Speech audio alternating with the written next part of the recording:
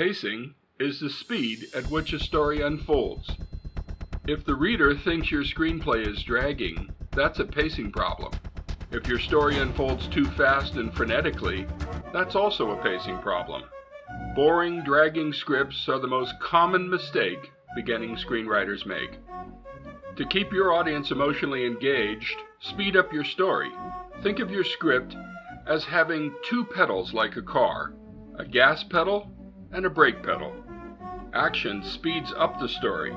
Dialogue slows it down. Beginning screenwriters need to get their foot off the brake and step on the gas. Don't lose your audience with bland, wimpy protagonists who only react to what the antagonist dishes out.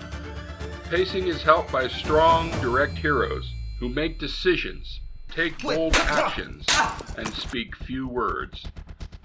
Less is more. The story's pace can be greatly improved by chopping out unnecessary scenes, trimming bloated dialogue, and reducing the overall number of pages. The pace at which a story unfolds is influenced by many considerations. The most important consideration is the three-act structure itself. Audiences expect stories to have a beginning, a middle, and an end.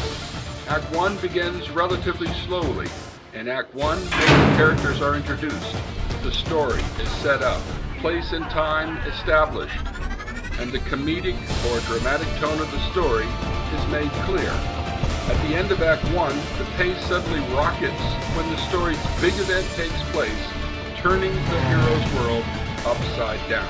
In the movie Pearl Harbor, two ace fighter pilots, Rafe and Danny, lounge around on a lazy Hawaiian Sunday morning, December 7, 1941. Everything is all baseball and pretty nurses until, bam!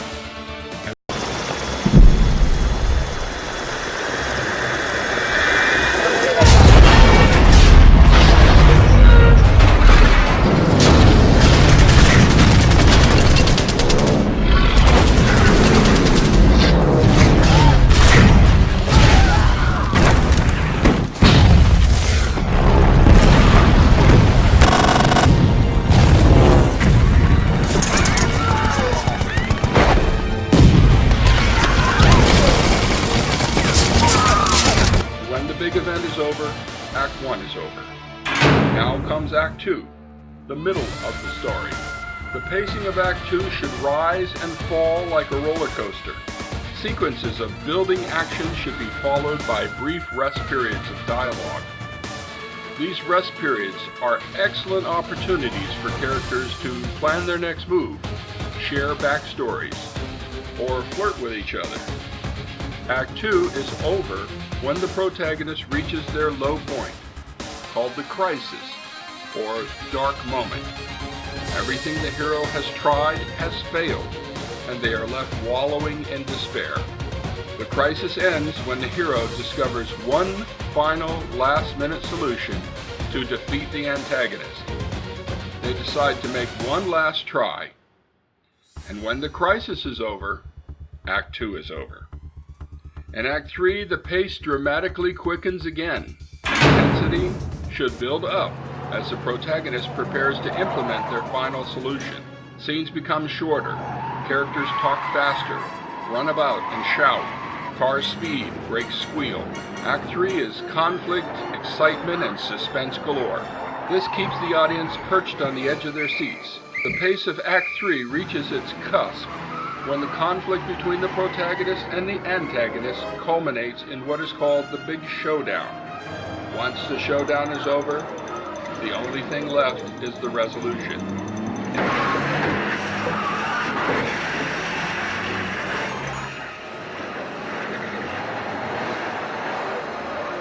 What's the matter with you? You crazy or something? You're trying to kill us? Just don't make me nervous.